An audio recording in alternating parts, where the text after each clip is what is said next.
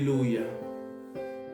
Nous commençons la troisième partie de ce thème que nous avons intitulé « Ne prenons pas le risque de combattre Dieu ».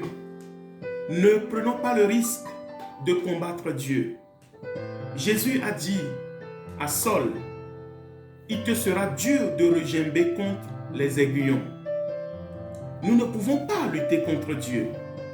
Et la pensée principale de ce message, c'est que lorsque nous sommes confrontés à des problèmes, que ce soit dans nos vies personnelles, dans l'église, dans nos familles, dans une nation, et là, nous sommes confrontés à des problèmes au niveau mondial, nous ne pouvons pas nous jeter dans la bataille aveuglement. Nous ne pouvons pas commencer par, combattre dans tous les sens.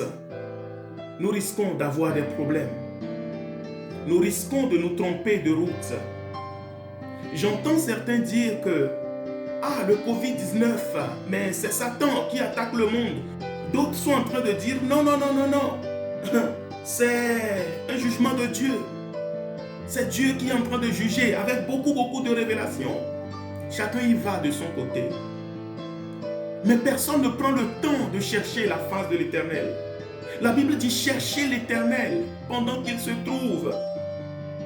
Tant que Jésus n'est pas encore venu, nous avons encore la grâce de chercher la face de l'Éternel. Tant que Jésus n'est pas encore venu, et c'est une grâce, bien-aimé, il n'est pas encore venu. C'est une grâce. C'est une grâce. Mais il arrive bientôt. Ce n'est pas le sujet aujourd'hui. Il arrive bientôt. Et j'entends peu de personnes le dire. J'entends peu le dire. Jésus arrive bientôt. Jésus arrive bientôt. Ce qui se passe là, Covid-19, que ça vienne de Dieu ou que ce soit Satan qui attaque le monde, c'est les signes que Jésus va arriver bientôt. C'est la preuve que Jésus est à la porte. Mais ce que je veux dire, c'est que tant qu'il n'est pas encore venu, quand il y a un problème, bien-aimé, nous pouvons encore aller au-devant de lui. Nous pouvons encore aller prier pour demander à Dieu, éclaire-nous, révèle-nous ta volonté, montre-nous ce que nous devons faire. Et dans cette troisième partie, nous allons prendre notre Bible, nous allons lire Genèse, chapitre 11. La Bible dit que toute la terre avait une seule langue et les mêmes mots. N'est-ce pas merveilleux? Ils étaient unis. Et comme ils étaient partis de l'Orient, ils trouvèrent une plaine au pays de Chinéa et ils y habitèrent. Ils se dirent l'un à l'autre, « Allons, faisons-nous des briques et cuissons-les au feu. » Et la brique leur servit de pierre et le bitume leur servit de ciment. Ils dirent encore, « Allons, bâtissons-nous une ville et une tour dont le sommet touche au ciel et faisons-nous un nom, afin que nous ne soyons pas dispersés sur la face de la terre. » L'Éternel descendit pour voir la ville et la tour que bâtissaient les fils des hommes. Et l'Éternel dit, « Voici, ils forment un seul peuple, et ils ont tous une même langue. Et c'est là ce qu'ils ont entrepris. Maintenant, rien ne les empêcherait de faire tout ce qu'ils auraient projeté. Allons, descendons, et là, confondons leur langage. » Verset 7. Dieu dit, « Allons, descendons, et là, confondons leur langage, afin qu'ils n'entendent plus la langue les uns des autres. » Et l'Éternel les dispersa loin de là, sur la face de toute la terre, et ils cessèrent de bâtir la ville. C'est pourquoi on l'appela du nom de Babel, car c'est là que l'Éternel confondit le langage de toute la terre, et c'est là que l'Éternel les dispersa sur la face de toute la terre. Amen. Nous connaissons tous l'histoire de la tour de Babel. La Bible dit qu'ils étaient un seul peuple. Ils avaient une même langue. Ils étaient unis. Et ils avaient pris à cœur un projet. Ils avaient envie de bâtir une ville. Ils avaient envie de bâtir une grande ville dans l'unité, pas dans la division. Suivez la pensée. Ils voulaient bâtir une ville dans l'unité. Il voulait construire une tour dans l'unité. Une tour qui va même toucher le ciel. Je sais que beaucoup nous insistons sur l'aspect toucher le ciel. On dit oui, c'est une façon de défier Dieu. Ce n'est pas ce qui m'intéresse dans ce test. C'est possible. Mais ce que Dieu veut mettre le doigt ici, c'est que c'était un peuple qui était uni. Qui est contre l'unité? Dieu ne nous a-t-il pas toujours encouragés d'être unis? Dieu n'a-t-il pas toujours dit à son peuple, soyez unis? Qu'est-ce qu'on peut reprocher à un peuple? Le peuple, c'est le peuple de Dieu. Ils étaient unis, ils avaient un bon projet, il n'y avait pas de division. Ils voulaient construire une ville. Comme ça, ils sont ensemble.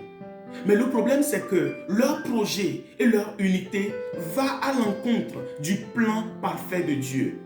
Le plan parfait de Dieu, c'est qu'il puisse couvrir toute la surface de la terre.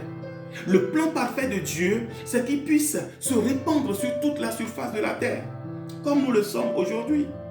Mais ils ont dit non. Nous allons bâtir une ville. Comme ça, nous sommes entre nous. Comme ça, nous sommes tranquilles. Comme ça, nous avons quelque chose de beau, de magnifique dans notre ville. Et surtout, le point le plus important, ils ont dit, nous allons nous faire un nom. Nous allons nous faire un nom. Et ça, je pense que c'est là le danger. Bien aimé, si tout ce que nous faisons, si nous le faisons pour nous faire un nom, bien aimé, nous sommes en danger. Tout ce que nous faisons, si nous le faisons pour nous faire un nom ou pour nous faire remarquer, pour dire que nous sommes les plus forts, supposons qu'il y a un problème et tu te lèves au milieu de la nuit avec des révélations, juste avec l'intention que c'est à toi que Dieu parle, quoi. C'est à toi que Dieu s'est révélé le premier. C'est toi qui as vu avant tout le monde. Pour que juste les gens, que ton nom puisse aller au devant, au plus vite. Bien-aimés, nous sommes dans l'erreur. Et ici, ils voulaient bâtir une ville pour se faire un nom. Et Dieu a vu que mais ces gens, ils vont détruire mon projet. Mon projet, c'est qu'ils puissent se répandre sur toute la surface de la terre. Et la Bible dit au verset 7, Dieu dit, allons, descendons, et là, confondons leur langage, afin qu'ils n'entendent plus la langue les uns des autres. En clair, Dieu a ordonné, j'imagine à ses anges, aller confondre leur langage là, et puis point barre, le projet est arrêté. Ils ont commencé par se disputer. La confusion est arrivée dans le camp. L'incompréhension est arrivée dans le camp. Vous savez, quand on ne parle pas le même langage, on ne peut pas se comprendre. Comme l'église, l'état de l'église aujourd'hui. Quand on ne parle pas la même langue, on ne peut pas se comprendre. Quand on ne parle pas la même langue, quelqu'un peut te dire quelque chose qui est une parole sympathique, mais tu peux le prendre comme une insulte. Quelqu'un peut te dire un mot vraiment humiliant, mais si vous ne parlez pas la même langue, tu peux penser qu'il est en train de te faire des compliments. Donc là, la Bible dit que Dieu a dispersé ce peuple. Dieu les a confondus. Ils n'arrivaient plus à se comprendre. La confusion est arrivée dans le camp. La confusion est arrivée au milieu d'eux. L'un va dire, mais on va utiliser telle brique. L'autre va dire, non, non, non, pas question. On va prendre des briques de 30.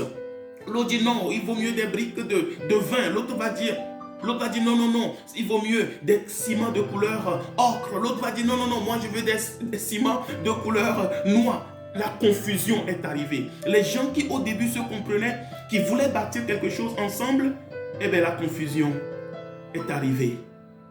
Voilà maintenant la pensée de Dieu. Au milieu de cette confusion, imaginez qu'il y a des personnes bien intentionnées qui disent, mais nous on va prier, nous on va jeûner pour que l'unité puisse revenir dans le camp. Nous, on va se mettre dans la prière, on va prier, on va faire des chaînes de prière, on va jeûner. Nos leaders ne se comprennent plus. Notre langage même, mais qu'est-ce qui se passe? On n'arrive plus à se comprendre. Mettons-nous dans le jeûne, mettons-nous dans la prière, créons des groupes de prière pour que les choses puissent être comme avant. Est-ce que vous me suivez? Pour que nous puissions retrouver notre unité d'avant, notre cohésion d'avant. Le problème ici, c'est que leur unité d'avant, leur cohésion d'avant, leur entente d'avant allait à l'encontre du plan parfait de Dieu. Et s'il y a des personnes qui se lèvent, qui disent, mais nous nous allons prier, nous allons jeûner. Qu'est-ce qui se passe? Ces gens, ils vont lutter contre qui? Ils vont lutter contre Dieu. Ils vont lutter contre Dieu.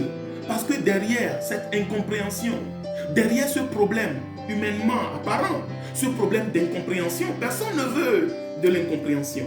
Personne ne veut que ça tire dans tous les sens. Mais c'est Dieu qui en est la cause. C'est Dieu qui a permis. C'est Dieu qui a ouvert les vannes. C'est Dieu qui a envoyé la confusion au milieu d'eux. Donc qui que tu sois, quelle que soit ton onction, quelle que soit ta puissance, si toi tu dis moi je me lève pour prier, pour demander la cohésion dans le camp, mon ami, tu es en train de lutter contre Dieu. Et je te dis, comme Jésus a dit à Saul, il te sera dur de regimber contre les aiguillons. Parce que qui peut lutter contre Dieu? Qui peut lutter contre la volonté de Dieu? Et rien n'arrive si ce n'est la volonté de Dieu, bien-aimé. Dieu était derrière. Dieu avait donné son aval, son accord. C'est Dieu qui a permis pour qu'il soit dans la confusion de langage. C'est Dieu qui a permis qu'il soit dispersé sur toute la surface de la terre. C'est Dieu qui en est l'auteur. Si quelqu'un se lève et dit, mais moi je veux résoudre ce problème, bien-aimé, tu vas avoir des problèmes.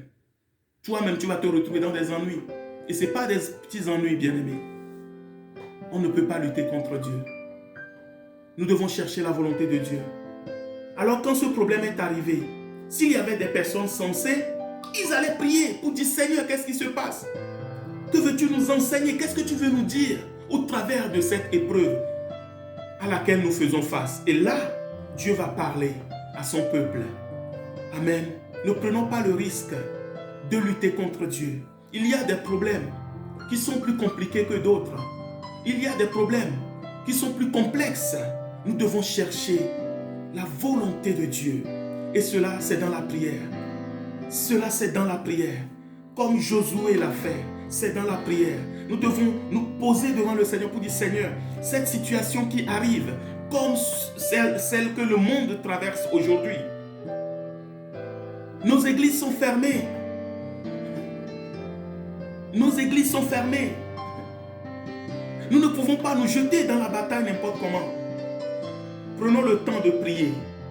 Prenons le temps de chercher la face du Seigneur. Et surtout, prenons le temps de nous humilier devant le Seigneur. Ils ont dit, nous allons nous faire un nom. N'est-ce pas ce que nous sommes en train de faire aujourd'hui? Chacun est en train de chercher à se donner un nom. Chacun essaye de se donner de l'importance. Chacun essaye de se donner un nom, de se faire un nom. Personne ne veut plus que ce soit le nom de Jésus qui soit fait. Personne ne veut plus que ce soit Jésus qui soit devant. Même quand nous disons que c'est Jésus que nous mettons devant, Dieu connaît nos cœurs. Ce n'est que du bout des lèvres. La Bible dit, ce peuple me loue du bout des lèvres, mais son cœur est éloigné de moi. Parce que ce qu'il y a dans le cœur de plusieurs aujourd'hui, c'est nous allons nous faire un nom. Nous aussi, nous allons nous faire un nom.